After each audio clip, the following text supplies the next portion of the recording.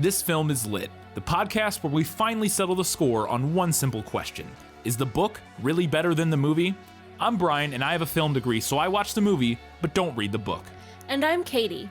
I have an English degree, so I do things the right way and read the book before we watch the movie. So prepare to be wowed by our expertise and charm as we dissect all of your favorite film adaptations and decide if the silver screen or the written word did it better. So turn it up, settle in, and get ready for spoilers, because this film is lit.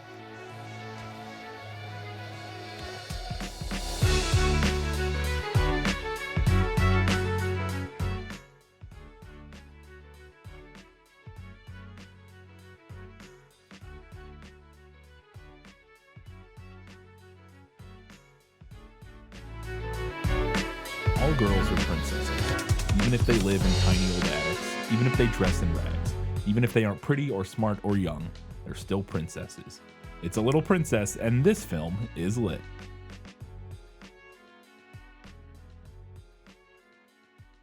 Hello and welcome back to This Film is Lit, the podcast where we talk about movies that are based on books. We have a full episode with every single one of our segments, so we're going to jump right in. If you have not read or watched A Little Princess recently, we're going to give you a summary and let me sum up.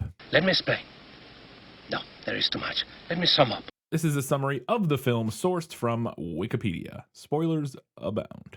In 1914, a kind-hearted young girl named Sarah Crewe lives in India with her widowed father Richard, a wealthy British Army officer who shares her love for stories of myth and magic. Called in to serve in the Great War, Richard enrolls Sarah at an all-girls boarding school in New York City that her late mother had attended, which is run by its haughty and spiteful headmistress Maria Minchin and her kindly sister Amelia. Instructing Maria to spare no expense for his daughter's comfort, Richard furnishes the school's largest suite and leaves Sarah with a locket once owned by her mother and a doll named Emily, which he tells her will keep them connected through magic. Although stifled by Maria's strictness, Sarah becomes popular among the girls, including an African-American scullery maid, Becky, for her kindness and powerful imagination. In her spare time, Sarah writes to her father, who is caught in a gas attack while trying to save a fellow soldier in the trenches. Hoping to extort more money from Richard, Maria throws Sarah a lavish birthday party, but Richard's solicitor arrives with news that he has been killed in battle. The British government has seized his assets, leaving Sarah penniless. Maria moves Sarah to the school's attic with Becky to work as a servant and confiscates her belongings, including the locket, allowing Sarah to keep only Emily and a book. Though her life is bleak, Sarah remains kind to others but gets her revenge on Lavinia, a school bully. Charles Randolph, the school's elderly neighbor, receives word that his son John has been declared missing in action while fighting in Europe. Ramdas, Charles's Indian associate, comes to notice Sarah from the neighboring attic, overhearing her imaginative stories. When a wounded soldier suffering from amnesia is misidentified as John, Ramdas encourages Charles to take the man in. Meanwhile, Sarah's friends sneak into Maria's office and recover her locket, visiting Sarah that night to hear her tales of Prince Rama. After catching Sarah with the other girls, Maria pushes her and has Becky locked up in the attic for an entire day. Punishes her and has Becky locked up in the attic for an entire day. However, Sarah stands up to Maria's cruelty with her father's belief that all girls are princesses, regardless of their lot in life. She later comforts Becky by imagining a feast and fine clothes for them, awakening to find that the dream has come true with their attic secretly transformed by Ramdas.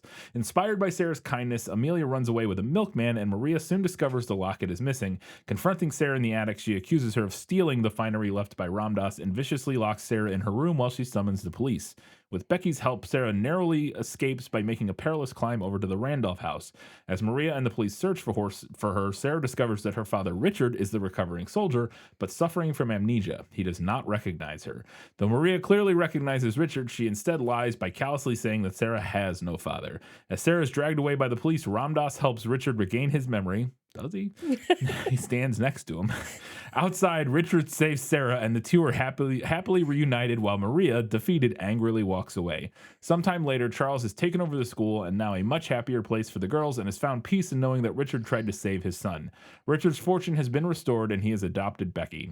As punishment for her vile treatment of Sarah and the other girls, Maria is reduced to working for a young chimney sweep that she had mistreated earlier.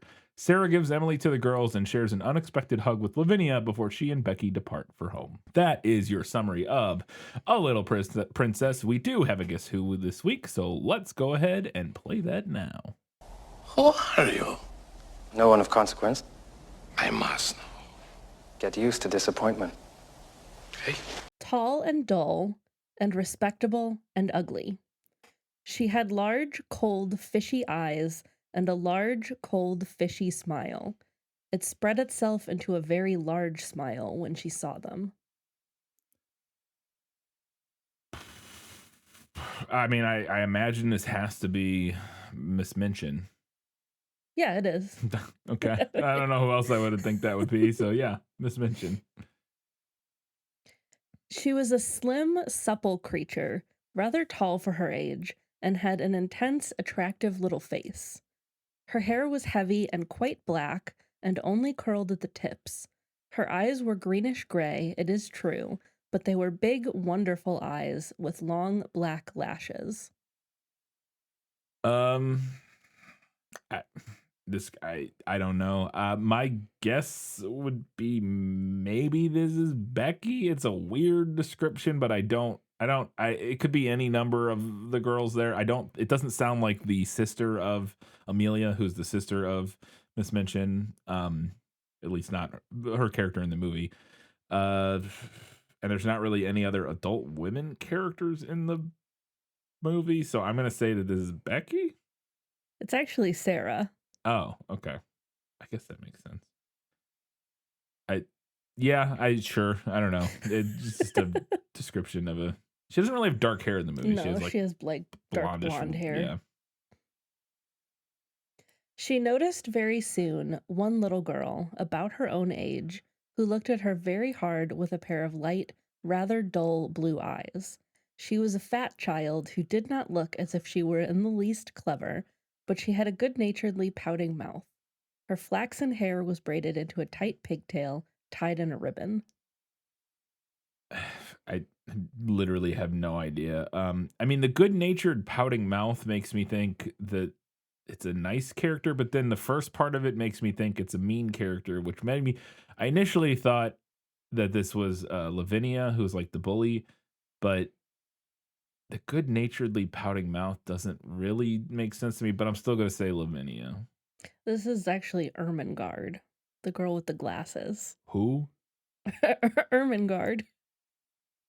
Is that her name? Yeah. I don't The remember girl them with ever the saying yeah, I know the little yeah, girl the with the little girl with glasses. the I don't remember glasses. them ever saying her name and that being her name, but I promise that's her okay, name. fair enough. But that obviously, yeah, that makes sense. Yeah. That would be her. Last one. You're going to get this one. It was the picturesque white swathed form and dark-eyed, gleaming-eyed, white turbaned head of a native Indian manservant. Dark faced, not dark eyed, but yes. I mean that's Ramdas. I unless there's a different Indian manservant in the film or in the book. That is Ramdas. Okay. Yeah. I could have got that third one. That was very. I just forgot. I didn't know that character's name, so I was like, and she's a kind of an, she's one of the more like relevant Right, child yeah. characters. I just foolishly didn't think of her because I didn't know her name. So, yeah, no, that makes sense. Most of those track pretty well. I think honestly, Sarah's is the is the least accurate. The rest of them are actually pretty spot on to what they look like in the film. So, all right, I got some questions. Let's get into them. Was that in the book? Gaston, may I have my book, please? How can you read this? There's no pictures. Well, some people use their imagination. So when we move, I'm gonna skip forward quite a bit here, and we get to the part where we see her father's taking her to the boarding school. He's being called away to war, and he's dropping her off at this boarding school, and we see the boarding school in the film, and it's this super cool, like 3 or 4 story green brick building. Yeah. That is like super awesome looking, and I wanted to know if that felt like it was reflective of the book the school in the book, because is specifically the like green brick, because that's what makes it so unique. Mm-hmm. But it's a very cool looking building. Does that architecture of the building come from the book? So it is a large brick house, but it's not described as green. Okay. The description in the book is it was a big, dull brick house, exactly like all the others in its row. But on that front door, they're shown a brass plate, which was engraved with black letters, Miss Minchin, Select Seminary for Young Ladies. Sarah often thought afterward that the house was somehow exactly like Miss Minchin. It was respectable and well furnished, but everything in it was ugly. Yeah. Okay. Yeah. No, not really then, because this one does not look like every other house on the row. It is Yeah. very distinct, I and do again, like particularly in its color. also want to know if that's a building that like exists somewhere or if this is a set. Yeah, I don't know, because the street's definitely a set. I think I read somewhere because like I think I'm like 99% sure the street is a set because Mhm. and all the buildings, like all the stores we see, all the names of them and stuff are like producers and like people that worked on the Yeah. movie and everything. So they built that street section there, or maybe they didn't build the street section. Maybe it's a real street section. They just put all the signs up. I thought it sounded like it was a studio, and it was like a back lot, and they made that little street section, which would make sense because we only see that area of the street right there. Mhm. So I wouldn't be surprised if the house was a set, but I don't know for sure. I Yeah. didn't confirm that. I would have to go look. So we then we're introduced to Becky. We get into school. We're introduced to all the characters, but one of the first kids we see, or one of the people we see pretty early on, is Becky, who is the servant who lives in the attic, and she's a little black girl. And this is obviously World War One. 1914, yeah. And what city are we in? Do we know? We're in New York. Okay, in New York City. And so obviously racism alive and well at this time, but they so she's not a student at the school. She's just a servant, and she's not allowed to talk to the other students. And at one point, Becky or Sarah asks about her to one of the other girls, like, Yeah. "Oh, who's that?" And they say she's a servant girl, and she has dark skin. And Sarah responds with "so," and the girl that she says it to doesn't that mean something? And they just like that. They're like, I don't know.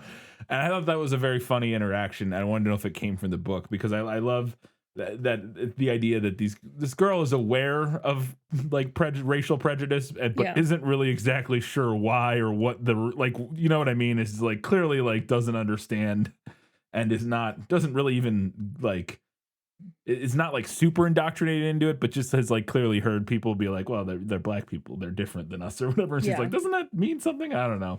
But specifically that line, and then more generally, is there a like a black servant girl that works at the school that Sarah befriends? Mhm. So Becky the scullery maid is a character in the book, and she and Sarah do become friends, but she isn't black in the book. So that line is not in the book either. Okay. The book is set in London. It's not set in New York. And Becky, the character in the book, speaks with a Cockney accent, which is used to denote her socioeconomic status in the book. Yeah.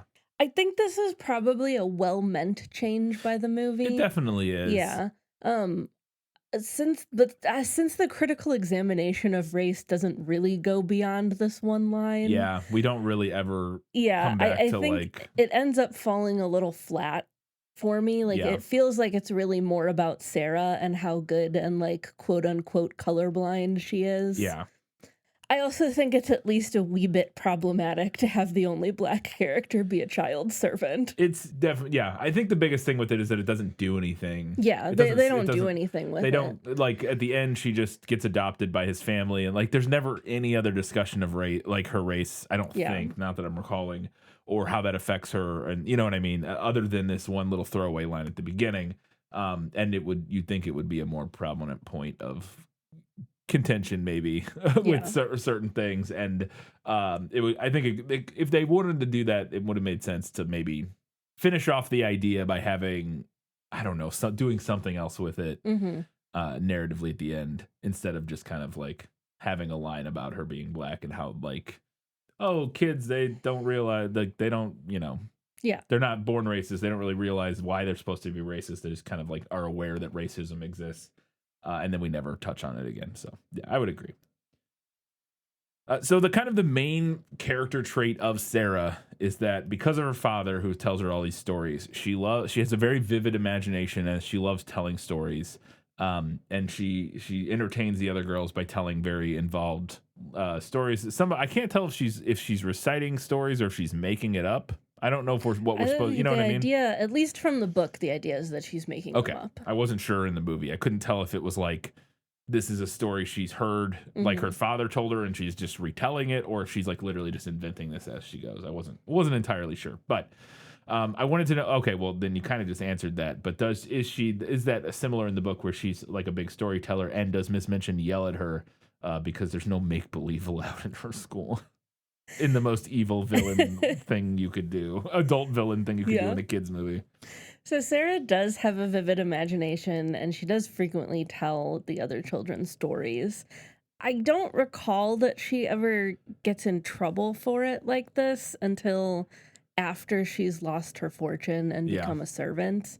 Um, Part of the idea in the book is that Miss Minchin is like really indulgent of her Right. up until She doesn't have she doesn't money. have money anymore, Yeah. up until she's no longer a cash cow. Yeah. And the movie definitely plays with that a little bit. Like you can tell she's, Hmm.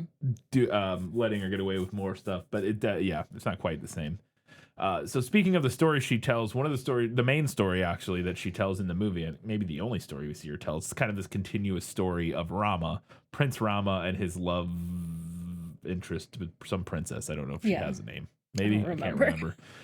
remember. But he's telling this story, and it's this interesting thing where we cut to actually seeing depictions of the story she's telling, and the story of Rama that she's telling somewhat, not much, but there are elements of it that parallel what is going on with her father in the Yeah. war.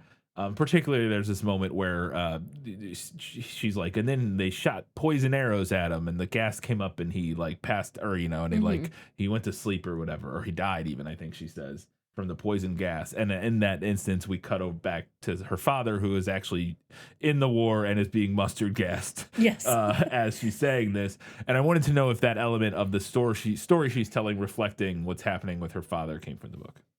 No, this is an element that was added for the movie. I do like it, though. I think it adds a unique kind of element to the story, and I like that it ties back to her life in India, like growing up in India, Yeah. because that is something that the book kind of largely ignores. Yeah. Yeah. I think my only issue with it is that they have Liam Cunningham play Prince Rama, which felt Yeah. like maybe not. Like, I get what we're doing there thematically again. Like, yeah, the stories are similar, they're parallel, but like, I don't know. It looks real weird when you're watching. He's painted blue and in like Hindu, Yeah. attire, and you're like, okay, sure. That's 1994. We were doing stuff like that still. Yeah. So then we kind of get to the main crux of the story, the first kind of big point or big moment, which is where we find out, or she finds out, that her father has reportedly died in the war. And Miss Minchin finds out, it's like during her birthday party, and brings her in and sits her down and tells her this. And during the scene where she's telling Sarah that her father's dead, that we get this really great shot. And I assume it was intentional. Well, I think it was definitely intentional because of what happens after. But initially I didn't know if it was an intentional, but we get this wide shot and Sarah's sitting in the foreground, and the whole party, like all of the stuff from the party, is like in the room behind them in the background. And as Miss Minchin is telling her that her father's dead, this one single black balloon like slowly rises off the ground kind of behind Sarah in the background, almost this weird ominous specter of death. I thought it was very cool and like a great shot, and I wanted to know if there was any chance that like came from the book or was inspired by something from the book or anything, or if it's like literally just, I felt like it was probably just a movie thing, but I wanted to know. No, there's no mention of a balloon in the book. That scene does play out very similarly otherwise. They're literally like in the middle of her birthday party, and as soon as Miss Minchin gets the news, she's like, "Party's over. Yeah. You're a servant now." Yeah. She is particularly cruel. So then speaking of, okay, so you kind of just answered this. Right after that, she tells her, all right, because the money's cut off because the government sees your dad's assets or something. I don't know. We'll get to that later. I have a note about that later. But because of that, she's like, you don't have any money, so that means you're, I could throw you out, but I'll let you stay here and be a servant, basically. Yeah, so earn your keep. Yeah, so she moves up to the attic to work with Becky, and I wanted to know if that came from the book. I assumed it did, because it's like the main Yes, thing. yeah. She gets moved up to the attic almost immediately. Yeah. Okay, so then we kind of cut forward a little bit, and we're introduced to our neighbor, who is Mr. Charles something? It's Mr. Charles Randolph. In the movie. That's it. He's an old man who lives next door, and we see early on in the film his son also leave to go to war around the same time that Sarah's father is going to war. And we will then later find out that his son goes missing in the war, presumed dead, and probably we assume dead ultimately. But I wanted to know if there was this old man who lives next door who has a son who goes to war, but then also has like an Indian friend. Ram Dass in the movie, it's very unclear to me what his relationship to Yeah. Charles Randolph is. In the film or in the Wikipedia summary, what did it say? It said like Charles's Indian associate. And I'm like, I don't know what that sounds like code for like they were roommates. Like, you know what I mean? Like I don't think that's what it is, but I'm just wondering what the deal was there. And so and also we find out we see him in the beginning of the movie when the beginning of the movie, Sarah and her father are coming back from India to go to America, and the boat they're on, Ram Dass is on the boat with them. Yeah. I don't know. Any of that come from the book? Okay, so Charles Randolph has a kind of corresponding character in the book, but that character is not an old man whose son went missing in the war. He's a guy who has clearly been very ill, who moves into the house next door partway through the book. Yeah. And he does have an Indian manservant. Right. Is what they call him in the book, which I kind of like a butler. Yeah, I guess. that's how I would assume it. Essentially, yeah, he's just like his aide or whatever. Yeah. Like he helps. He's an older man. He needs help getting around and stuff. And Right. yeah, he's like a butler. He takes care of the house probably and like whatever. Yeah. And that makes sense. It's just that the movie I don't think ever really establishes that or Right. says like who he like what that's what he does. You know what I mean? I could be wrong, but I don't remember ever like seeing him like. He's just around with Mr. Yeah. Randolph all the time. He's just kind of there. Yeah. And I was like, okay. But yeah, him being kind of like a butler or servant or whatever makes sense. It's just, again, I don't think the movie ever establishes that. So speaking of Charles, the old man, at some point he gets a notice after he finds out that his son is missing. They go to a hospital because there's a man there, a soldier who is unidentified, and he thinks it may, and they're like, maybe it's your son. He goes and he's like, it's not my son. He sees him. He's only able to see part of his face because this soldier was in a gas attack and his eyes were mustard gassed, I guess. Injured. So he has the top of his head wrapped up, so we can't really see him all that well, except for the bottom half of his face. But Charles knows, like, that's not my son. But Ram Dass kind of talks him into adopting is not the right word, but bringing him home and taking care of him anyways. He kind of takes him in like a stray. Yes, and it seems very clear right away that that's her dad. Like when we see him, it looks like Liam Cunningham's face. I'm like, oh, okay. And I legit did not remember any of the details of this movie. I think I did see it once or twice when I was a little kid, but it's definitely, upon watching it this time, I did not have a ton of like, oh, I remember all of this moments. I remembered it a little. But I think if I rewatched Secret Garden, I would remember, because I think I watched that movie a lot, and I don't think I watched this one a ton. So I didn't remember if the whole thing of it, maybe like thinking it was maybe going to be her dad was like a red herring or true. Anyways, does any of this come from the book? None of this is from the book. Okay. So first things first, the book is not set during the First World War. That, in retrospect, makes obvious sense to me because it's written like 30 years set before earlier. the First World War. I don't think there are any specific dates given in the book, but if we go back to our prequel episode, Burnett wrote the original short story in 1888. The novel was published in 1905. Right. And given that, and also just kind of based on the vibes of the story itself, I don't think it's wrong to assume that it takes place like roughly within that time frame, turn of the century. Did we get any indication of what war or what her dad goes off to do? I'm getting to that. Okay. I'm getting to that. So my next thing, I might as well just say this now. Her dad is actually dead in the book. Okay. I will say that felt, I don't want to say cheap in the movie, but it felt, I don't know. It felt like a very Hollywood like ending. Pretty Hollywood. Yeah. There's no miraculous comeback from the grave for Captain Crew. Yeah. So instead of being in the war, what happens is that he loses all of his money in a diamond mine venture. And then he dies of brain fever. Okay. Do we know what brain fever means? Brain 'Cause, I mean, it could mean a fever, lot of things. it can mean a lot of things because it's an outdated medical Right, term. yeah. But it was a really common thing to like a kind of a common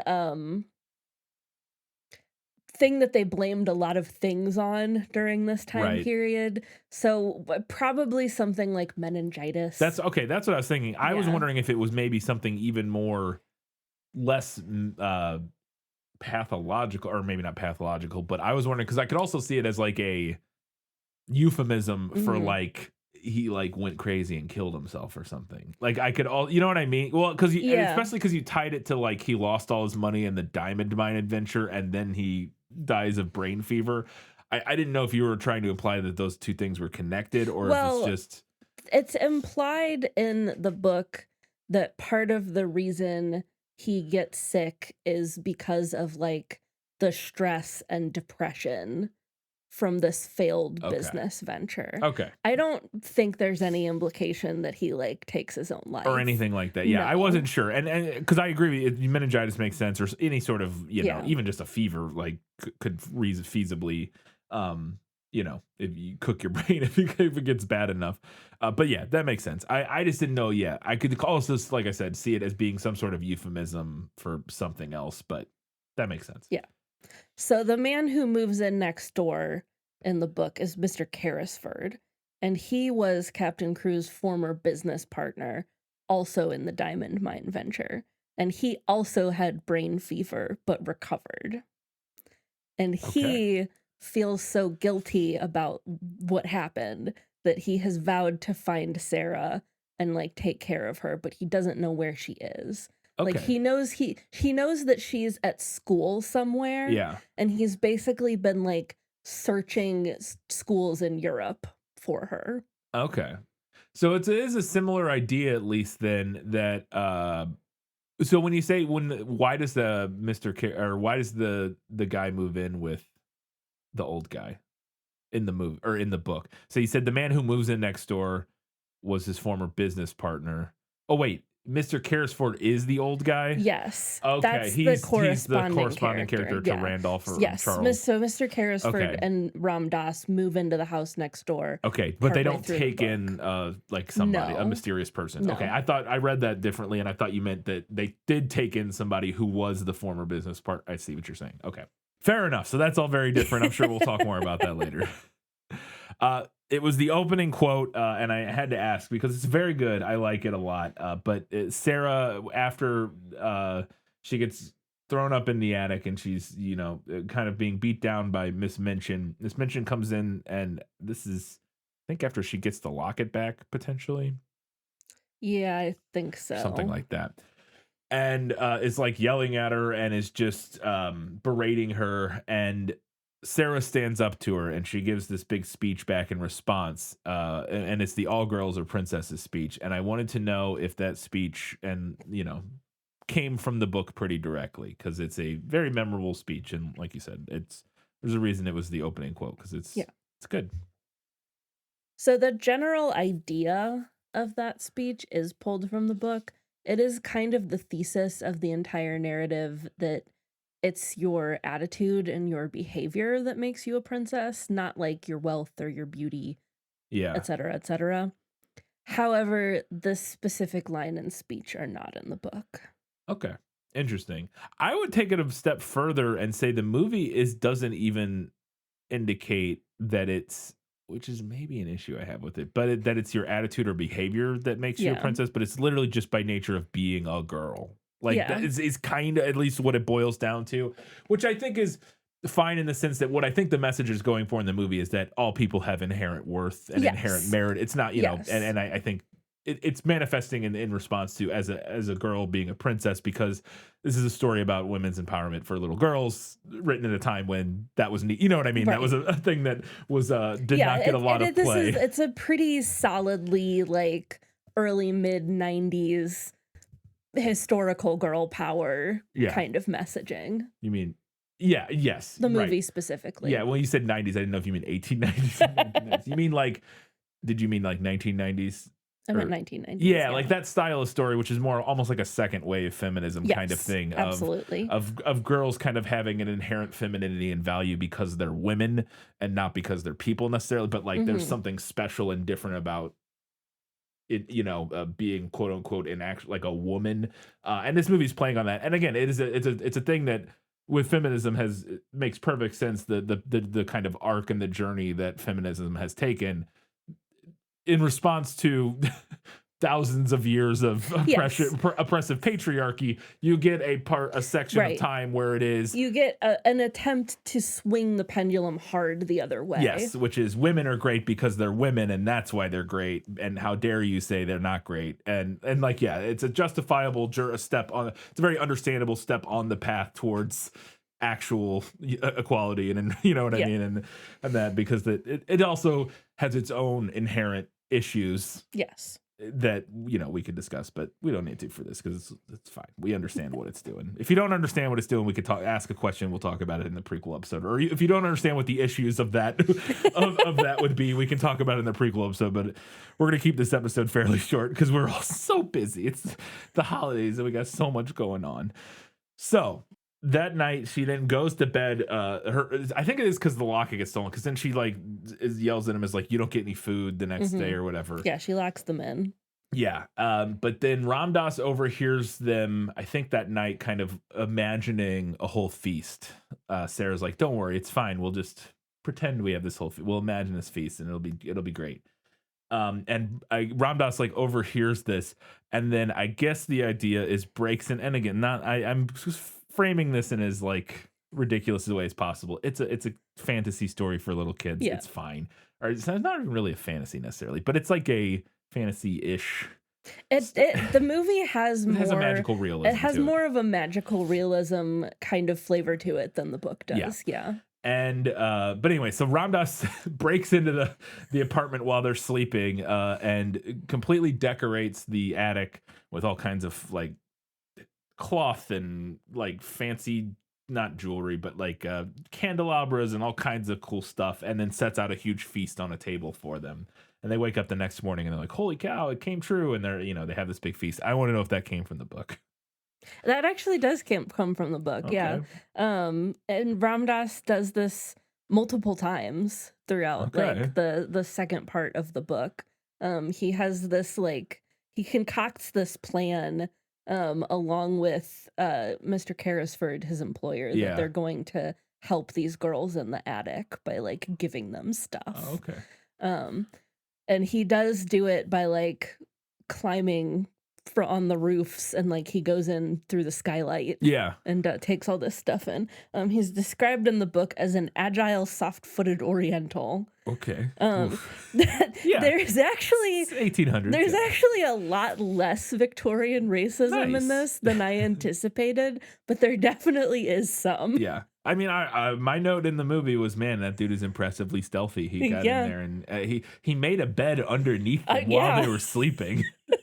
Again, I think the idea is what we're doing with Ramdas is its own problematic thing. We haven't. I think you had a note about it later. Have a note we'll about discuss. it, yeah. He's very much the magical person of color trope, which we'll talk more about. But so another little side plot that is really great in the movie that I thought was fun is that Amelia is Maria Minchin's sister. Maria is the lady who runs the.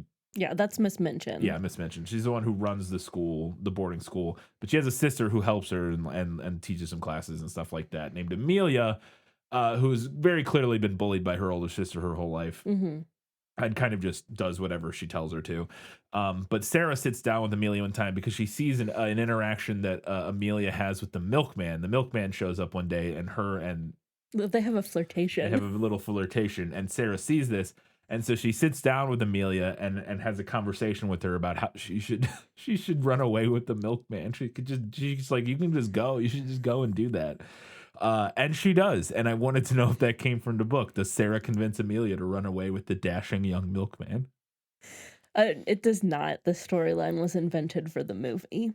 I do like that Amelia gets to run away and be happy.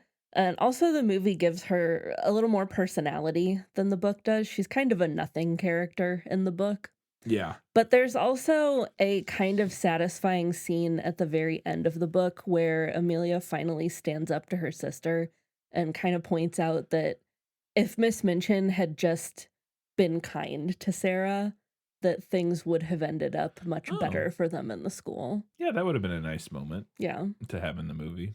So then we're getting to the climax here, and Miss Minchin comes in and sees the room full of all the stuff that Ramdas put in there, and is like, "You stole all this. You must have stolen this. Where did this all come from?" And so she calls the police to like come arrest Sarah, and Sarah has to make a dashing escape. She runs up to her room as the police burst in, and her and her and Becky get a board across to the most impressive physical feat in the Yes. entire movie. Not even the crossing the board, it's the way she's able to hold the entire length of like a 20-foot board up from just one end and get it across. Yeah. That would be impossible. That's literally maybe the most magical thing that happens in this movie. The leverage of a board that long with a little girl, there's no way. That would be hard for a very strong person to do. Anyways. But she gets the board across, and it's like pouring down rain and like storming. Yeah, it's like raining. Yeah, and she crawls across this board and almost slips and falls off like 4 times. And then she does slip, the board slips and falls, and she starts falling, but then she catches the edge of the building and is holding on in the rain and then pulls herself up. It's kind of ridiculous and doesn't feel remotely like, I didn't think it was maybe necessarily like the right climax for this movie, and I wanted to know if it came from the book. Absolutely none of that happens in the book. Yeah, the movie really went for that Hollywood action suspense ending there. It's not like awful, like because it's not like she's not like doing like a fight scene or anything ridiculous. Yeah. It is like a thing. I don't know. It's a fun perilous scene, but it just feels a little outside of the scope of what the rest of the movie has been doing, kind of. I don't know. And for me, it really jumped the shark when she was like hanging onto the ledge. That's the big thing. If she with had like her fingertips. I think what would have made it work better is if she had done that, and then maybe it does slip and fall, like at the last second it slips and falls, and we think she fell or something, and then the camera pans back up and we see her like whole body like hanging on the ledge, you know what I mean, instead of the like dramatic like I'm hanging by a single finger. There's no way in the pouring rain. It's just no way. It's just a little, like I said, I think they could have kept it very similar and still very, intense and dramatic, and just made it a little less Hollywood, and it would have worked better. But I also thought it was very funny that they sent 4 entire grown police officers to arrest one 10-year-old girl, because Miss Minchin calls them as like that you gotta come arrest this girl, she stole a bunch of stuff or whatever, and they send 4 cops. That's a 1 cop job. Yeah, guys. Seems like at most 2, but it's like, okay, sure, you're out with your partner. We sent the whole paddy wagon. Like it's no. So in the book, what happens at the end is that the monkey crosses into Sarah's attic, and she's like, "Oh, I better take him back home so they're not missing him." So she takes the monkey back across the street to Mr. Carrisford's house, and then once she's inside, she's talking to Mr. Carrisford for the first time, and then her true identity comes to light. And Mr. Carrisford reveals that he's been searching all over Europe for her, and that there actually were diamonds in the mines, and now she's a diamond heiress. Wow, look at that. Yeah. It's like they should have kept that, because the actress was like right? an actual heiress. So yeah.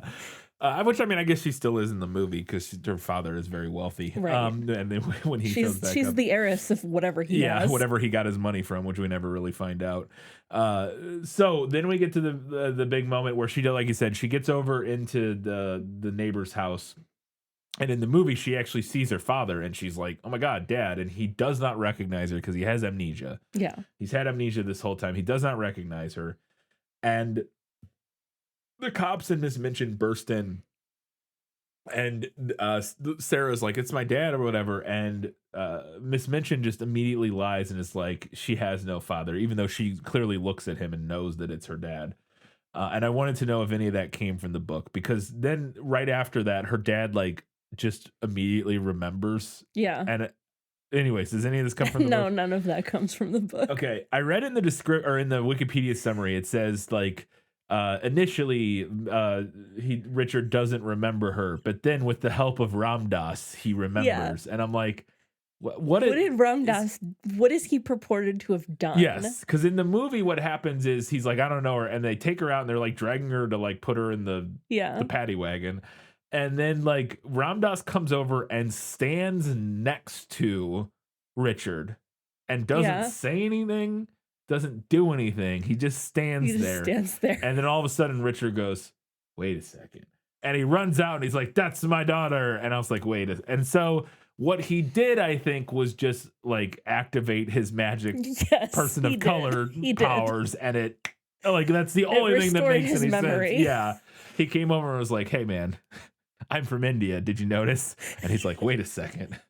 Oh, I remember everything. You must be magical." And then and then he remembers. And yeah, so it's kind of absurd.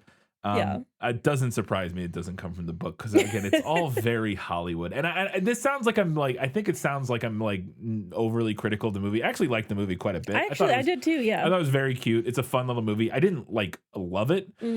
Mainly because of some of this stuff, like that just felt a little like it really does. It goes off the rails a little at the end. overly clean, a little overly like saccharine, I guess. But it's beautifully shot. It's a stunningly gorgeous and well-made movie. And again, a lot of it is very, very good and very fun, and performance is all great and all that stuff. So I did really enjoy it, but I just think there's some of these little, and it's mostly story choices, like in the script writings phase, that I just think, and they also feel to me very much like studio meddling. That they feel very much to me like, well, we need a happy ending, And like a happy ending. I saw somewhere, and I don't think we mentioned this in the prequel. But I saw somewhere when I was doing research for the prequel that the idea of her father actually being alive still was something that they pulled from the Shirley Temple version of it. Yeah. Okay, so you say that I remember now. I did see something. I don't know the extent, but I saw something that said that this version was is loosely adapted from the book and directly inspired by the 1939 version or whatever it was. Yeah. Okay, so that's interesting. That I guess that makes sense. And yeah, and it's just it's I don't know. There's something to it I like in the sense that it does make for a nice ending because it feels particularly cruel that this little girl has lost her mother and her sister, brother, or some other sibling, and then also loses her dad. And it's a lot, and like I understand that the urge to be like, okay, and especially because the story is about like believing and like, you know, kind of believing in opposition to like hardships and holding on to kind of like your hope and your, you know, keeping the positive aspects of your personality in the face of abject cruelty from the world. And so I think rewarding that feels okay. Like it feels like, yeah, sure.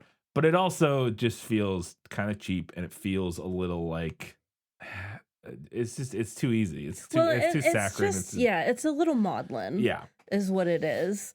And you know, Victorian literature is a little maudlin. Yeah, that's but fair. In a different way than this is. Yeah. No, yeah. So, happy ending. He remembers. Miss Minchin just gives up, I guess. And decides she's gonna go live on the street. Like she just wanders away, and then you're like. That was my next, or one of my other questions was: does Miss Minchin get put out on the street where she's forced to become a chimney sweep? No, because that makes zero sense. I sure, yeah. But and then my other question was one of the main little girl characters in the movie who's kind of been a recurring important character is Lavinia, who's kind of the bully who picked on, while all the other girls really liked Sarah, she was the one who kind of kept picking on her. Lavinia was jealous. Yeah, was jealous, and she's just a jerk.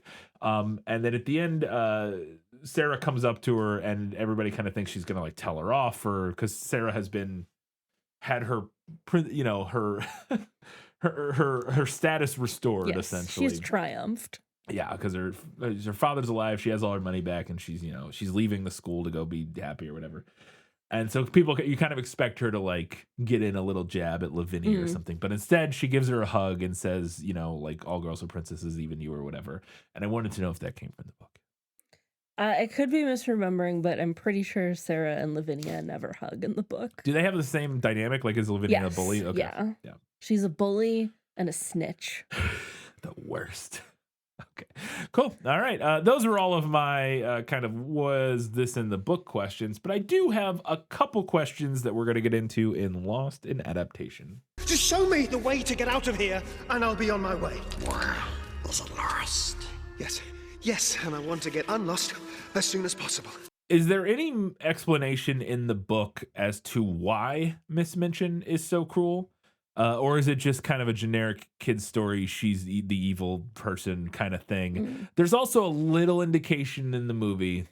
I think it's right after the thing where she's like, "All girls are princesses. Didn't your dad or ever tell you?" or something like that. And when Miss Minchin storms out, we get like a look on her face, like clearly her parents did not. Yes. Like, yeah, that she had a rough upbringing and that her father didn't tell her that she was a princess or didn't love her. Perhaps Or her whatever. parents were cold. Yes. So like that's the only little inkling we get of like why she's the way she is. And I think it works fine. And I don't need the movie to explain. She's the evil headmistress. It's fine. Yeah. But I was just wondering if the book gave us any more for why she's evil. I mean, I would say like it's kind of a little column A, a little column B. I mean, I guess we never learn her backstory in the book, if that's what you're looking for.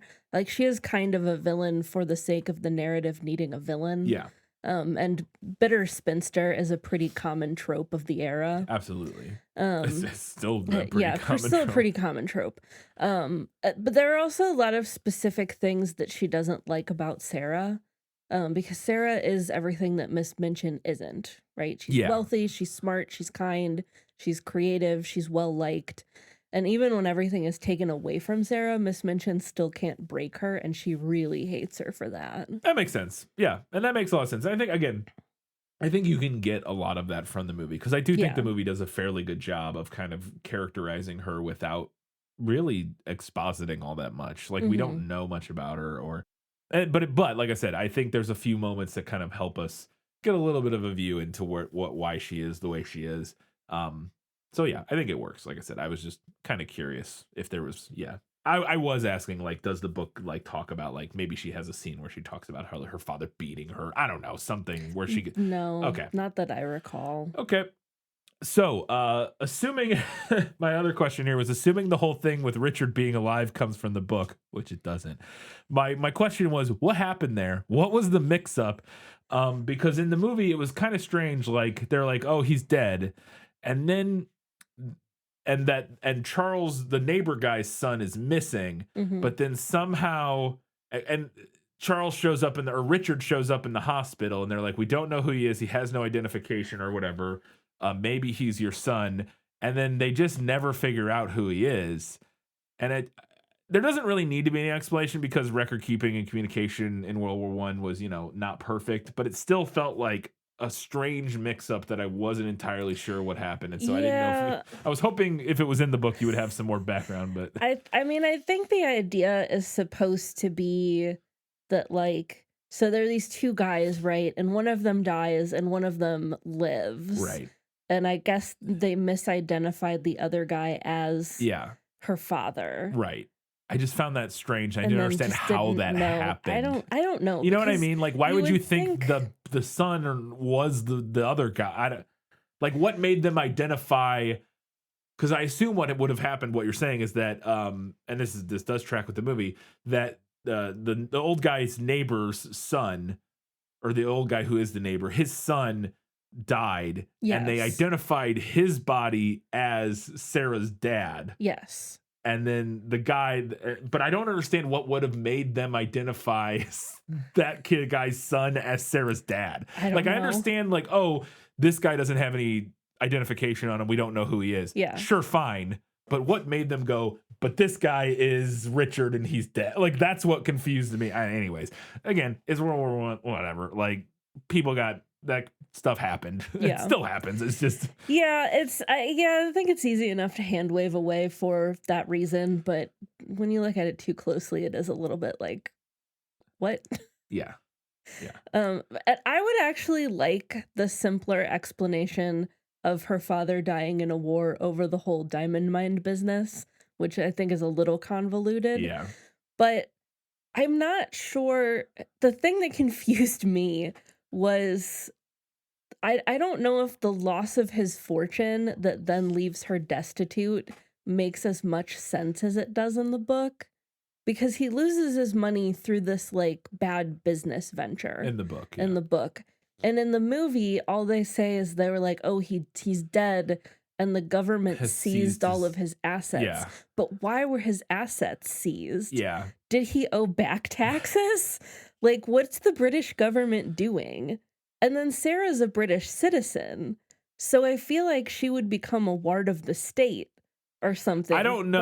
But Yeah, I will say I don't know the intricacies of, and the movie takes place in America, so right. yeah, so I don't know like what. But it seems to me like at that point, like some kind of government agency would Yes. like come to collect her. Now for sure in 1910, I don't know. I think also probably yes that the Yeah. guy who came to be like, hey, her father's dead, would have also been like either reported to somebody, or he would have also been like, okay, so now I'm taking you to like an orphanage or whatever, or Right, something like yeah. that. You know what I mean? Yeah. Like I don't know why. I think the idea here would be that instead of doing that Miss Minchin must have been like, oh, she can stay here, I'll take care of her. And they were like, okay, you know what I mean? Like, I guess that doesn't answer the money question. That just Right. answers to like why she didn't become a ward of state thing. The money thing, I think, is just, yeah, it doesn't. Who knows? Like, maybe something happened where the government. Fine, who knows? I don't know enough about. Again, I think the movie is aided by the fact that I couldn't begin to claim to know what would happen with a dead military guy's money in 1913 or whatever. Right. You know what I mean? Like, Yeah. maybe the government would seize it. I don't know. It's wartime. Maybe they were like, We need this money. I have no idea. So yeah, who knows? It does seem unlikely that would happen, but I don't think it's impossible. So It's like just vague enough to bother Yeah. me a lot. yeah, it's definitely one of those things you're like, what is going on? Whatever. Like, it's one of those things you have to just, it's not what the movie's about. Who cares? Like, it's fine. Yeah. All right. Those are all of my questions. Let's go ahead and find out what Katie thought was better in the book. You like to read? Oh, yes. I love to read. What do you like to read? Everything. So right off the bat, I do think that we lose something wonderfully Dickensian with moving the setting to New York.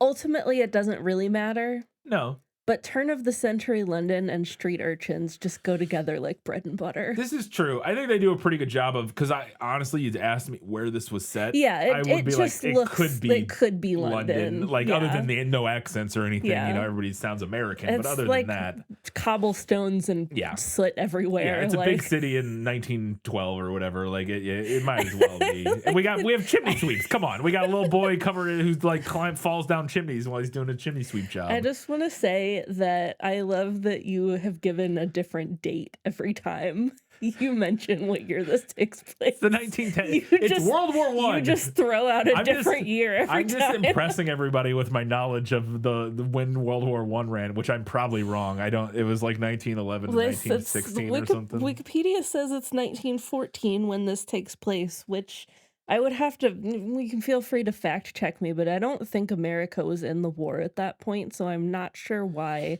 Mr. Randolph's son was I going. think they were. It's Were so they? the war was 1914 to 1918, so I was wrong when I said 1913 because that would have been before Because the we war, but- joined the war late. We did, but I think it would. What year did you say? 1913. 1914. 1914. Okay, well then that does seem unlikely. Yeah. When did the U.S. enter World War One? Yeah, United States entered World War One on April 6, 1917. Yeah. So, We're the cavalry. What do you want? well, but it would have been. It definitely would. Yeah, this movie would have had to take place then in 1917. Unless not there was a 1913. time jump of a few years that there was no indication of. Yeah. The scene where Sarah shows off that she can speak French, I thought was overall better in the book because it happens in front of the entire class, which then adds to Miss Minchin's like humiliation and kind of Yeah. bolsters that hatred of Yeah. Sarah that she has. Although I did like the addition of the French teacher suggesting that perhaps Sarah could help Miss Minchin with her Like I pronunciation. said, I actually really liked that scene in the movie. And I'm Yeah. not saying you didn't, but I thought that scene in the movie was really fun. Yeah, where the teacher comes up to her and she responds in perfect French, or well, relatively perfect French for a 10-year-old American girl or whatever. But yeah, I could see adding it being in that class setting to amplify hmm the humiliation for Mrs. Minchin, or Miss Minchin would make sense. So the book takes place over the course of several years, whereas the movie takes place over an indeterminate amount of time, maybe a year, I would say about a year, probably. maybe. Maybe like 8 months, 6 Yeah. months. I don't know. So Sarah is 7 when the book starts, and I think 11 when it ends. And I do think that the expanded timeline is important to the journey that she goes on, because she's at the school for a handful of years before her father dies. Oh, Like, okay. she's very much like entrenched Yeah. there before that happens. And then she Interesting. also is a servant for Yeah. a few years Huh. afterwards. Yeah. Yeah. I think in the movie, if you asked me, like, if I was just guessing based on the way the language of the film, I would say she's probably at the school for like a month Yeah. or 2 before her father dies, Yeah. and then like another couple months after. Yeah, Would be my guess. I of would the agree. timeline. That's kind of the vibe I got as well. Something in the book that I was not really expecting is there's like a little bit of, I want to say, class consciousness Ooh. in this book. Sarah understands that she has such a nice life because she got lucky, which is more than I can say for any modern billionaire. Sarah is luck pilled. You hear that, Yeah. Aaron? Good job. There's a couple things, but particularly one moment, she put her hand against Becky's cheek. Why? She said, "We're just the same. I am only a little girl like you. It's just an accident that I am not you and you are not me." Yeah.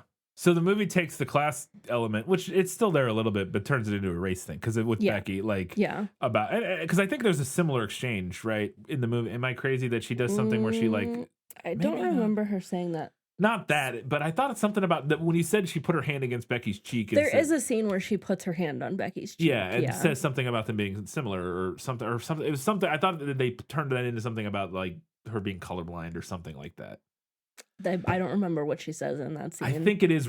I think it's something relevant to like the racial difference. Yeah. Like that's something. And so I think that's what the movie took. Is like, okay, let's do this, and then we can put this spin on it. Yeah. Which I think it's fine. It's Which, just, and again, I honestly, like, the examination of class was pretty common in literature in this era.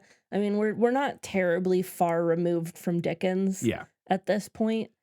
But I thought it was really interesting, Yeah. especially to show up in children's literature. yeah.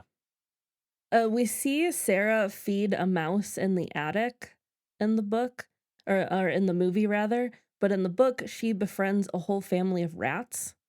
And we even go into the main rat's point of view a couple times in the book. We're like with the rat, which I thought Nice. was fun. I'm actually surprised we didn't do that because that seems like something to be right up Yeah. Quaron's alley. Like he likes that kind of weird stuff. And she gives the rat a sick name too. She names the rat Melchizedek, which I would not have known how to pronounce if I hadn't been listening to the audiobook. Yeah, how is it spelled? Hang on. I'm just curious because I want to see how I would say it. Like if I was looking at it, I'm just curious what I think it would, or how I would think it would be pronounced. I'm never gonna be able to find it in here. I was hoping I would just open the page And find just like happen and it would just be there. That's okay. I can look in the. I actually managed to get all 3 versions of the book this time. Oh, that's a. Is it that? No. Oh, okay. Close. Because that's a priest from the Bible. It's like a character from the Bible. Well, this one that came up spelled Melchizedek.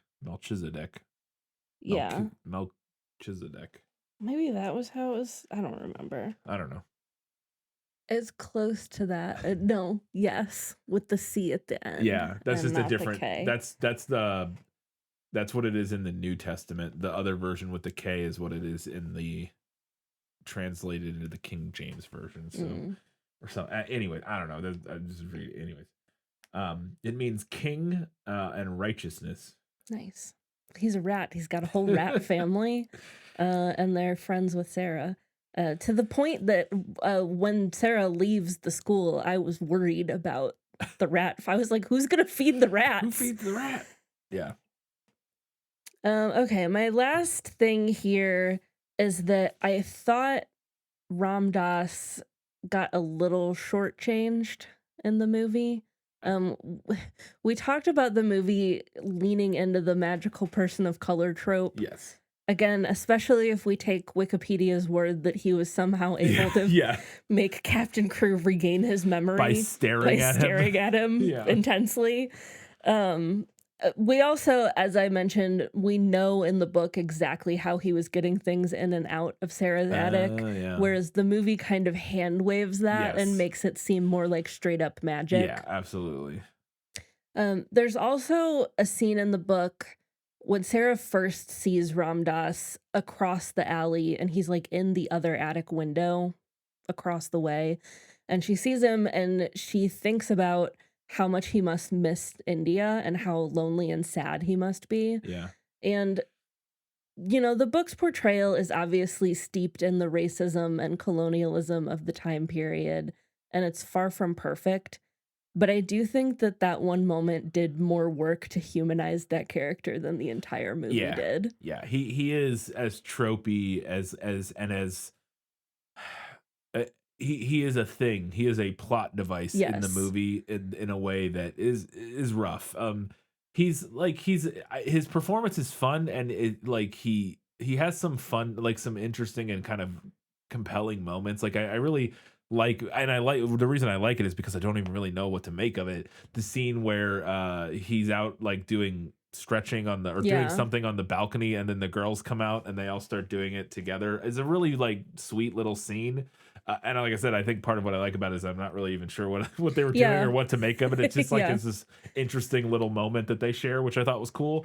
But again, for the most part, he doesn't really say anything. We don't know anything about him. He's just there to facilitate, to make the old guy realize he should bring this soldier home, to give Sarah stuff magically, and then to magically make.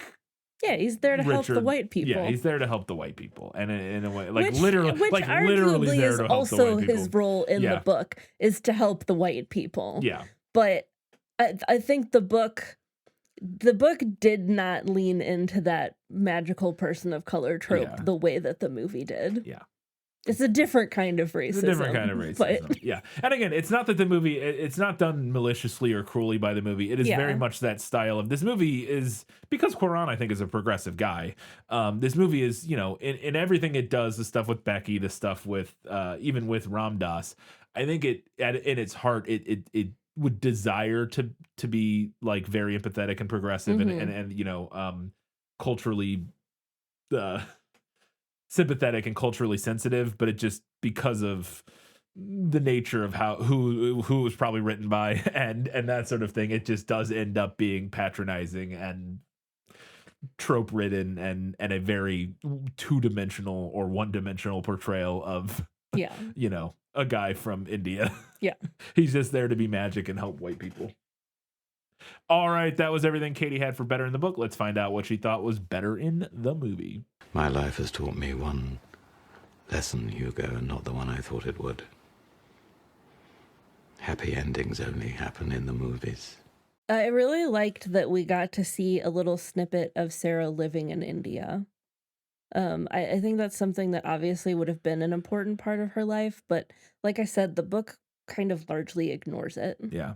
We don't really talk about the fact that she had lived in India for her entire childhood. It's a fun opening. That place where she is the most like sound stagey. Yeah. Like, or I don't know if it's a sound stage or if it's like it almost looks like they shot it in like a zoo in America. Like they went to like a zoo that had like this, you know, like where they have like their animals from India. They have like a big like water feature with like a whatchamacallit head coming out of the water, like this big Hindu statue coming out of the water, and they're just like, yeah, this is India. It's kind of what it felt like. But When her dad gives her the doll before he leaves her at school, and he says, "When you hug her, you'll be getting a hug from me." I thought that was really sweet. Yep. And I also liked the addition of the locket. The doll is from the book. The locket is not from the book. That's a movie invention. The book also pretty much ignores Sarah's mother. We don't really ever talk about her. Yeah. So I thought that was also a sweet addition. Mhm. I liked the moments where the narrative was interweaving Sarah's story with her father on the European front Yep. in the war. I liked the added details of Miss Minchin specifically taking her locket Yeah. and then Sarah drawing a circle of safety on the floor. Which came from the story, Yeah, right? which came 'Cause from it the said that story, Rama like did right that at with the arrow or yeah, something right like at the that. very beginning. Yeah. There's this whole element in the book of this family that also lives on their street with that has a bunch of kids that Sarah watches them and she calls them the large family because there's many members of Yeah. this family. And she kind of like has invented this whole backstory for them when she's working as a servant and like likes to like imagine like what they're doing with each other. And I was fine with the movie leaving that out. Yeah. It's nice in the book, but it was not necessary to the Yeah. plot.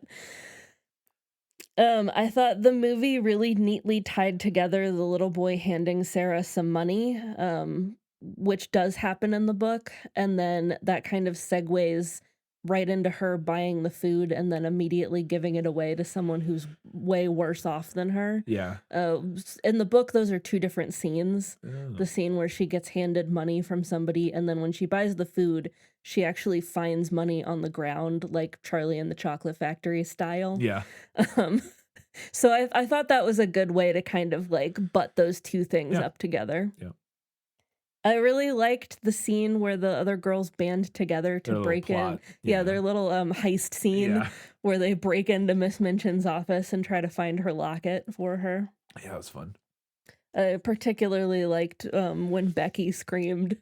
Yeah, to, she like, to just distract- screams she like just "Ah!" screams and then Miss Mitchell just looks at her and she just stands there for a second and goes, and she's like, I think I saw a mouse.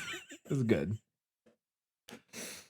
Another little moment that I really liked was after the whole feast and everything appears in the attic room. They're like trying to figure out where it could came have from, possibly yeah. come from. And Becky's like, "Well, I'm scared." And Sarah's like, "Do you think we shouldn't eat it?" And Becky says, "I'm not that scared." Not that scared. Yeah. Yeah. And I also really liked that Captain Crew just adopts Becky at the end of the movie. At the end of the book, Sarah does take Becky with her, but it's to be her like lady in waiting. Oh, come on. That was where the class consciousness part really fell apart Right. for me. I was like, oh, it's pure okay. luck that you're there and I'm here, but we're gonna keep it that way. Let's Yeah. be real. We should keep it that way. I mean, I guess it's better than being the scullery maid at Miss Minchin's Right. school. It's but a step up. But It's it a is step still up, like, yeah. but it's still like, okay. All You are right. still the servant class. Let's keep that straight. All right, let's go ahead and talk about a couple things that the movie nailed. As I expected, practically perfect in every way. I just have a handful of little things here. Her father does give her Emily the doll before he leaves. And they do talk about dolls like moving when you're not in the room, Yeah. which I think is supposed to be sweet, but it's actually very terrifying. Yeah. The initial scene where Sarah is the only one who can comfort Lottie, the really young girl at the school, Yeah. was pretty spot on, pretty close to what happens in the book. Ermengarde does sneak up to the attic to talk with Sarah and like continue being friends with her after she becomes a servant. And Sarah does have a scene where she like imagines the whole attic is full of food and finery and is like, well, I can bear living here if I pretend that it's a completely different place. Yeah. Yeah. All right, those are some stuff the movie nailed. We're going to get to a handful of odds and ends before the final verdict.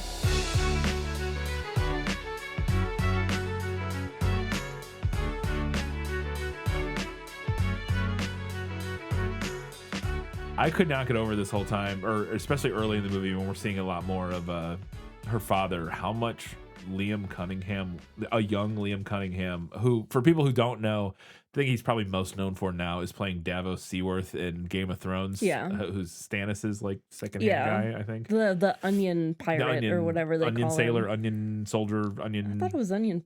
It's not pirate. It's not Is it pirate? pirate? Maybe it is. It's onion something. But yeah, he's like a sailor who works with Stannis for a long time and then ends up helping other people after Stannis dies. But that's what probably most people would know him from. But he doesn't look anything like that in this, and he looked so much like Jason Isaacs to me. It was insane. Like, I couldn't get over how much he looked like Jason Isaacs. And if you don't know who Jason Isaacs is, the thing he would probably most known for a lot of people is he plays Lucius Malfoy in the Harry Potter movies. He's also the incredible villain in the Patriot movies, or movie. This is a singular movie. He's been in lots of stuff, obviously, but yeah, the eyes and his like cheekbones and face was just so like, I was like, oh my god, it looks like Jason Isaacs, which is funny because I don't think Liam Cunningham looks at all like him now. Like he just looks so different to me, and I think it's just because in Game of Thrones he has no hair and he has a beard, and in this movie he has no beard and hair and he's also he's like lighter, and he's obviously 30 years younger or whatever, but he just looks so different. It's fascinating. We'll have to keep an eye on Jason Isaacs and see if he looks like I don't know if I've Liam ever seen Cunningham Jason Isaacs with a beard. That would when be he's interesting. older. Yeah, I'll need to see especially want to see what he looks like with a beard. I don't think I've ever seen it. He always goes clean shaven because he's got those cheekbones and he's got I mean, yeah. There was an edit in one scene in this movie, and a couple edits that were so perplexing to me that I don't know. It's in the scene where right before he's leaving her, and they're sitting in the windowsill at the thing. The camera, there's this moment where the camera is like in a big wide, and they're sitting in the window, and as they're having a conversation, we fade to black and then fade into a tighter close-up. And I didn't clock that I at literally all. think they might have been just disguising a jump cut. I don't know. I would have to rewatch again, but then they do it a couple more times where we like fade in and out during the conversation, which generally that fade in and out would denote a passage of time. Yes. Is usually what you're depicting with that kind of fade, and especially a fade to black and then a fade back. But in this instance, I don't think that's what's happening, but maybe it is. Maybe it is supposed to denote that they've been sitting there for like a while. I don't know. I found it very strange. I have no idea. I don't remember that. I would have to watch that scene. I would have to show you again because there's a particular, the very first moment it happens, it is a jump cut. We fade from a like a wide shot to like a slightly closer medium shot, which a jump cut is when it can be a lot of things, but one of the things a jump cut is when you're framing. I think I've explained this before, but when you cut from one shot to a second shot, if the framing is too similar, it's different but similar enough, you get that is one version of a jump cut, and it's very jarring because you're like, wait a second, we changed, but we didn't really change, and it just doesn't feel right, like in the language of movies. And so you always want to, when you're cutting from shot to shot, you always want to make sure your camera is moving, and there are rules about this that I don't know, but like enough, and your frame is changing enough, and a lot of it's by feel anyways. I say there are rules, but they're all rules governed by how it feels, and so if you can do it and make it feel fine, it's fine, but generally you want to move the camera enough. And so it was this, I didn't know what was happening there, and then when it fades out and it's this fade, and I'm like, I don't know. Somebody else, if you notice that, please comment on what the heck you think was happening there, because I thought it was very, very strange. It's the only time in the whole movie anything like that happens. The rest of the movie is meticulously crafted, so it feels like it has to be intentional. I don't know. But if it was intentional, I don't understand what we were trying to get across there. If I ever meet Alfonso Cuarón, I'm going to ask him about that. I need somebody to explain that scene to me, because it's going to live rent-free in my head, because I do not get it. And again, it very well could just be, we didn't have the coverage we needed, and we wanted to cut from that wide to a slightly closer shot, and we knew it was going to be jump cut, so we put the fade in there, and then we added some more fades in some other parts to kind of make it feel like maybe a style choice, and it was just what we did. I don't know. I truly don't know. Speaking of Malfoys, Yeah. I thought Miss Minchin was giving Narcissa Malfoy Well, yeah. with her severe nature and Yeah. her white streak Her and her white dark streak of hair. hair. Yeah. I was going through her like Wikipedia and IMDb to see if she had been in anything else I'd Yeah, seen. because she looks familiar. She looks familiar. And there was nothing that I had seen her in recently. I believe she was in A Hard Day's Night, which I have seen. The Beatles movie? Yeah. Oh, okay. But speaking of that, when I was looking her up, apparently she's Eleanor Rigby. Like the Like one the the song song is is about? named after her. Is that her actual name? Is that the Her name is actress's- Eleanor. Oh, Her last name is not Rigby. yeah. But apparently, supposedly, the song is named I don't after know who her. wrote that, if that's a Paul or a John, I but think it's a Paul. seems like a Paul song to me, Yeah. but it has that weird kind of, yeah. It has a Paul. It has a flavor. Paul energy to it, but I don't know. That's interesting. Did he like date her or something? Like, I don't know. I don't know. I'm realizing I don't even know what Eleanor Rigby. Like, I know the song, but I don't know like what it's about. Like what the lyric. You know what I mean? Yeah. Like, is it like a love song? Is it a? I don't actually know. No, I'm it's not. I realizing. wouldn't call it a love song. Eleanor Rigby is the depressing one about the Yeah. lonely people. Oh, that's right. Yeah. Okay. Well, I don't know. I'm interested. I would be interested. No, to know I what- don't know if it was like inspired by her or if maybe he just like they met her and liked her name. I was not doing any extra reading because I was also watching the movie. Right. That was just something that I noticed That's when I was super looking her up. fascinating. That is super fascinating. According to Wikipedia, anyway. So, take that with a grain of internet. Speaking, this is so funny. Eleanor Rigby, we were talking about who wrote it. Credited to the Lennon-McCartney songwriting partnership, the song is one of only a few in which John Lennon and Paul McCartney later disputed primary authorship. Eyewitness testimony from several independent sources, including George Martin and Pete Shotton, I think were producers or whatever, support McCartney's claim to authorship. So we nailed it. Paul McCartney wrote it. I was trying to find if there was any. I was like on the Wikipedia article about what the heck. It was on her Wikipedia article. I don't know Yeah. about if it'll be on the songs. The name of the protagonist that McCartney initially chose was not Eleanor Rigby, but Miss Daisy Hawkins. In 1966, McCartney told Sunday Times journalist Hunter Davies how he got the idea for the song.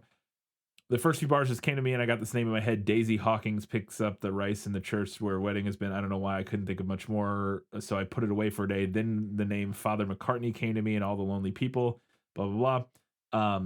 McCartney said that the idea to call his, and this isn't a quote anymore, the idea to call his character Eleanor was possibly because of Eleanor Braun, who I assume is this actress. Yeah. The actress who starred with the Beatles in their 1965 film Help. She was in Help as well. She was in Help. And then Maybe she Rigby, wasn't in A Hard Day's Night. I don't know. Yeah. And then Rigby came from the name of a store in Bristol, Rigby and Evans.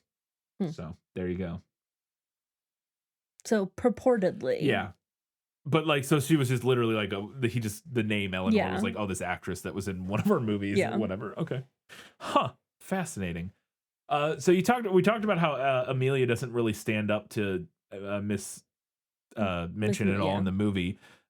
There was a little scene that I thought was a really fascinating little detail to include, is that at one of the dinner scenes where they're all sitting around, I think what happens is that Becky comes in and like somebody starts talking to her or something, and or it's something like that, or maybe it's Sarah comes in. I think it was the first breakfast that Sarah's like a serving girl. That's right. And she comes in and she's like, don't talk to her or whatever.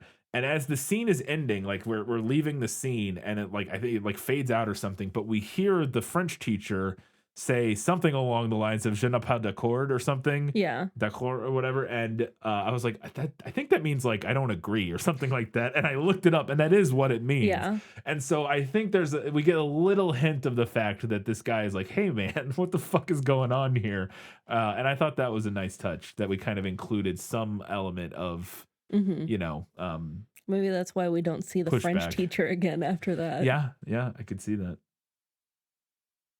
There's a scene where when she's out on the street after she's a servant girl, her shawl like blows away and she has to go chase it down. Yeah. And it's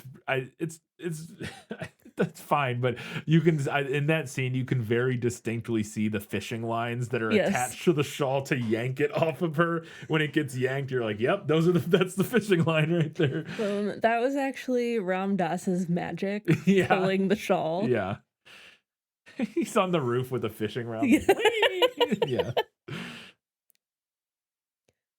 The moment when Miss Minchin comes in and she sees all the stuff in the attic and she's like, "You stole it.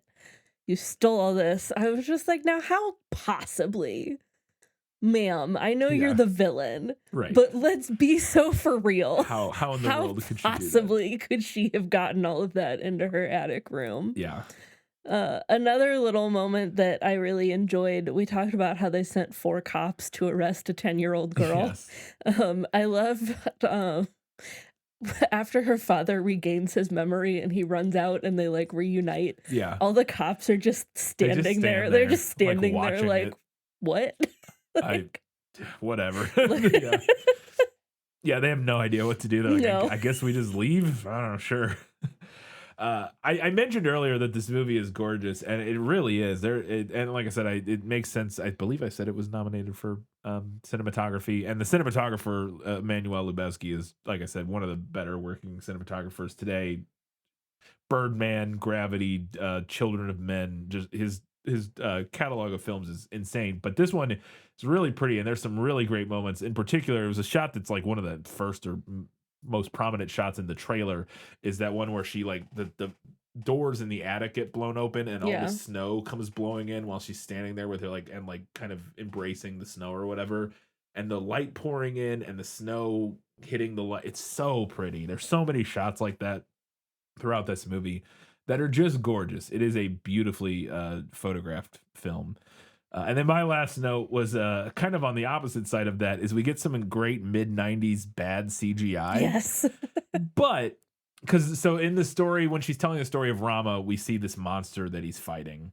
And the whole world of Rama is this very like staged. It almost feels like a theatrical Yes, production kind of yeah. thing with like flat backgrounds and like very clearly like crafted sets. You know what I mean? Mhm. Yeah, it's almost like theater or like a storybook. Yeah, kind of that kind of thing, which is really cool and works on it in its own way. But I thought it was kind of funny that the specific style, even though the CGI for the monster thing is like bad 90s CGI, they threw enough style on it that it actually kind of works. I thought like it almost sells like a weird like stop motion like paper cutout or something, even though it's very clearly computer Yeah. generated like 3D models or whatever. They have enough of, I don't know if it's like some of the textures and stuff they're using on it and maybe the way they animated it feels, at least in some of the shots, I was like, it actually reads better than it looks. If you were to like really like pause and like look at it and be like, oof, yeah, that looks rad. But I was kind of impressed. I was like, it kind of works. It's interesting. Which goes to show that you can, if you have the right, if you can take even kind of bad and mediocre CGI, and if you have the right vision for it, Yeah. you can do something interesting with it. It just takes a little bit style of yeah, choice. it takes an extra little bit of style choice to make that work. Before we get to the final verdict, we want to remind you can do us a giant favor by heading over to Facebook, Instagram, Threads, Goodreads, Blue Sky. Follow us on those places. Check us out. We'd love to hear what you have to say about A Little Princess. We'll get your feedback. We'll talk about it on our next prequel episode in 1 week's time. If you also want to help us, you can head over to Apple Podcasts, Spotify, or anywhere else you listen to our show. Drop us a 5-star rating. Write us a nice little review. That would be super appreciated. And also, if you want to help us out, you can head over to patreon.com/thisfilmislit. Support us there for $2, $5, or $15 a month, or really any amount, but those are the reward level amounts. Get access to different stuff at each level, including bonus content starting at the $5 level, where we put out a bonus episodes every month discussing a movie. We just put out an episode on Heathers last month.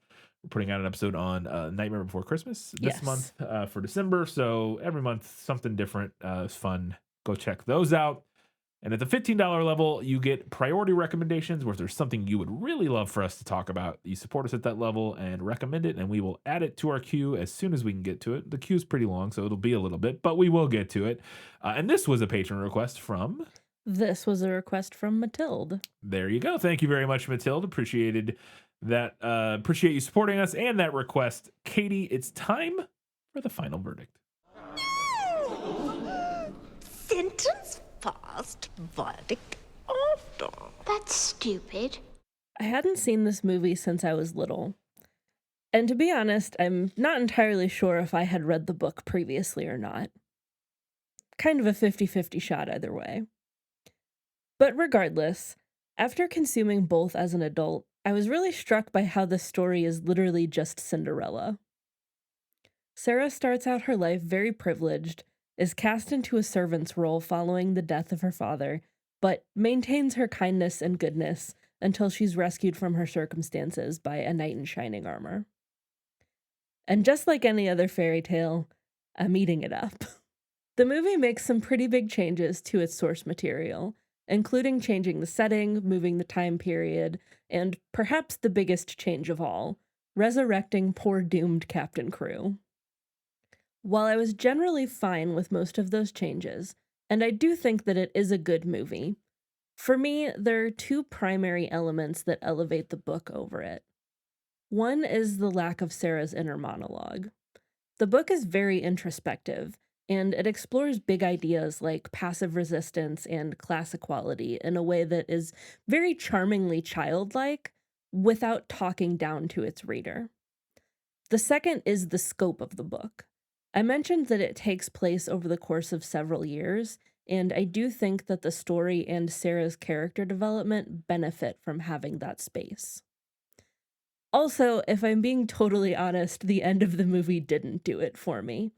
I'm fine with her dad being alive, but the harrowing escape from roof to roof and her dad suddenly regaining his memory just in the nick of time was all a little silly to me.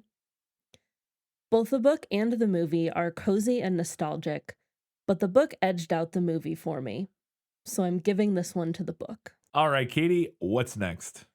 Up next, we are covering something very silly. Yes. Can't wait. I am so excited. We're going to be talking about The Christmas Shoes, which is a book by Donna Van Leer and a 2002 film. Yes. I believe in the vein of like a Hallmark Channel type movie. From what I know of it, yeah, it's very much like, I think it stars Rob Lowe. Yes. But yeah, it is very much like a Hallmarky kind of Christmas movie. And yes, the book is based on the song. It's based on the song. And yes, I did decide to do this solely so that I could dunk on the song. So if you're down for that, tune in for the next episode. Yeah, I do think this is very much going to be, if you're a good, bad, or bad fan, this may end up being an episode in the vein of that, because I from what I have heard, this movie is not good. Yeah. And not only not good, kind of like offensive in its message, like the message. So that's what I have heard, at least. I say offensive, that its message is like bad and shitty. I mean, the message of the song is bad. I don't know. I truly don't really even know the song. Like, I don't know anything about the song. I couldn't even tell you. I don't know if I've ever heard it. I'm sure I have, but it's not a Christmas song that I ever think about or like know the lyrics to. So I'm very excited to check it out and see if it is as bad as I have heard, because that'll be a fun. Different. I am an extremely passionate hater of the Christmas Shoes song, so you get come to back let for it that. all out for that Christmas episode. Come back in 2 weeks' time for that, but in 1 week's time we'll be previewing the Christmas Shoes and getting all of your feedback on A Little Princess. Can't wait to do it. Until that time, guys, gals, non-binary pals, and everybody else, Keep reading books, watching movies, and keep being awesome.